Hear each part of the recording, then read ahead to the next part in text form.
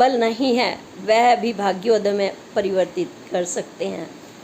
इसमें देखा गया है कि जो लोग स्नान से पूर्व अपने बाथरूम को 5 मिनट के लिए ज़रा सा समय दे दें, सफाई कर लें, धो दें, सामान करीने से लगा लें और फिर स्नान करें प्रभु का नाम लेकर, माँ गंगे का नाम लेकर, वह अपने भाग्य के द्वार को खोलते हैं। लेकिन इसका अर्थ यह नहीं है कि बाथरूम की सफाई का जिम्मा स्त्री पर हो, पत्नी या बहन पर हो, या फिर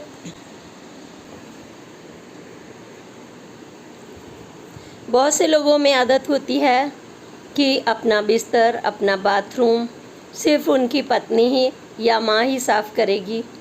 तो यह उचित नहीं है। यह घर आपका है और भाग्योदय भी आपको अपने लिए खुद ही करना है। जो सफाई करेगा या अपने बिस्तर को साफ़ रखेगा, अपने बेडरूम को साफ़ रखेगा, अपने बाथरूम को साफ़ रखेगा, निश्चित है वह अपने ही भाग्य का निर्माण करेगा। इसलिए हमें दूसरों से कराने की बजाय कुछ कार्य स्वयं ही करने होते हैं। इससे हमें किसी भी तरह का पाप नहीं लगता। लेकिन दूसरी तरफ अगर हम बाथरूम साफ़ रखते हैं नहाने से पूर्व भी और बाद में भी, तो हमें राहु, केतु और चंद्रमा की विशेष कृपा मिलती है। लेकिन जो लोग अपना बाथरूम गंदा रखते हैं, तमाम तरह के अव्यय छोड़ देते हैं, मच्छर भिनभिनाते रहते हैं, गंदगी इधर उधर जमी रहती है, सामान बिखरा पड़ा रहता है, झाड़ू, ब्रश, सब कुछ, उनसे चंद्रमा और राहु केतु का आशीर्वाद उन्हें नहीं मिलता और वह रूठ जाते हैं और इससे अशुभता के संकेत मिलते हैं। इसलिए हमें चाहिए कि जब हम खुद स्नान कर रहे हैं उससे पहले 2 मिनट अगर हम बाथरूम को दे दें और हम यह नहीं सोचें कि इस बाथरूम को हमारी बेटी साफ़ करेगी, हमारी पत्नी करेगी या माँ करेगी, ऐसा सोचना गलत है। क्योंकि भाग्य तो आपका है ना, आपको अपना भाग्य का उदय करना है। वह पत्नी जब नहाएगी या बहन जब नहाएगी तब वह अपने कार्य करेंगे। क्योंकि जब भी बाथरूम में नहाएं तो हम दूसरे के भरोसे ना नहाएं, वहाँ पर सफाई हो। इससे हमें अगर स्वच्छ और स्वस्थ दृष्टि से देखें तो भी ये हमारे लिए साइंस की दृष्टि से भी महत्वपूर्ण है। क्योंकि बाथरूम में तमाम तरह के जो बैक्टीरियाज एक दूसरे के होते हैं वह नहीं लगते। आपने देखा होगा तमाम तरह की जो बीमारियां होती हैं पब्लिक शौचालय से आ जाती हैं और संक्रमण को हमारे लिए घातक साबित हो जाता है। तो इस तरह से हमें देखना होगा कि हमारा बाथरूम ठीक उसी तरह से सुंदर हो, स्वच्छ हो जैसे घर के अन्य हिस्से होते हैं।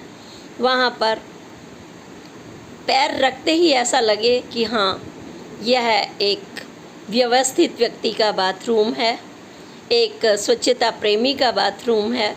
और कहते हैं ना कि बाथरूम को देखकर पता चलता है कि आप किस तरह के व्यक्ति हैं, और इससे लोग अमीरी और गरीबी का भी अंदाज लगाते हैं। लेकिन सच तो यही है, अमीरी गरीबी से ज़्यादा बढ़कर हैं आपकी आदतें जो आपके भविष्य को संवार सकती हैं। इसलिए ज्योतिष के दृष्टि से अगर आप चाहते हैं कि आपका चंद्र, राहु, केतु सही रहें, तो इससे ना सिर्फ भाग्योदय होता है, सफलता मिलती है, बल्कि आपके बच्चों का सुख भी आपको प्राप्त होता है। अगर आपके बाथरूम में पानी बहता रहता है और गंदगी रहती है तो आपको बच्चों का वह सुख नहीं मिल पाता जो आप चाहते हैं। कई बार आपने देखा है आपके पास धन है, संपत्ति है, लेकिन बच्चे आपको प्यार नहीं करते, वो विदेश भाग जाना चाहते हैं, आपसे दूर रहना चाहते हैं। तो इसके पीछे भी तमाम ज्योतिष के यही संकेत बताते हैं कि जिन लोगों का चंद्रमा, राहु, केतु वीक होता है, कमज़ोर होता है, उनके साथ ये समस्या आती है। इसलिए आपको अपने परिवार का, अपने बच्चों का सुख चाहिए, उनकी समृद्धि चाहिए, अपना भाग्योदय चाहिए, परिवार का भाग्योदय चाहिए, तो अपने बाथरूम पर विशेष ध्यान दें। सजाने संवारने के लिए पेंटिंग की बात नहीं कर रही हूँ, बल्कि स्वच्छता, सफाई हर सामान करीने से रखना, और सबसे बड़ी बात है स्वच्छता की आदत। और मैं तो भारतीय जनता पार्टी के स्वच्छता अभियान की संयोजक भी हूँ, यानी स्वच्छ और स्वस्थ भारत।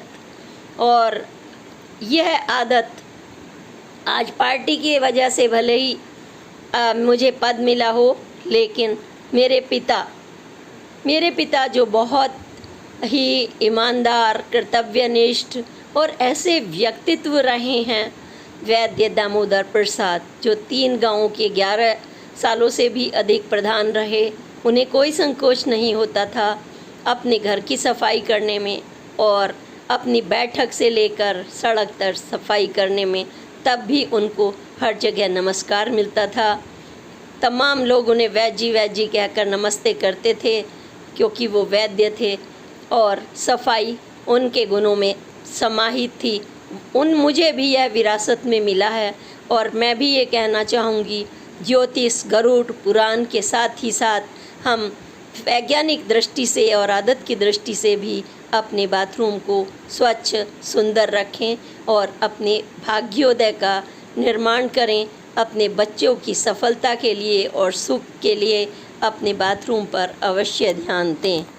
जय हिंद, जय भारत, जय हिंदू सनातन संस्कृति, वसुधैव कुटुंबकम। जय हिंद।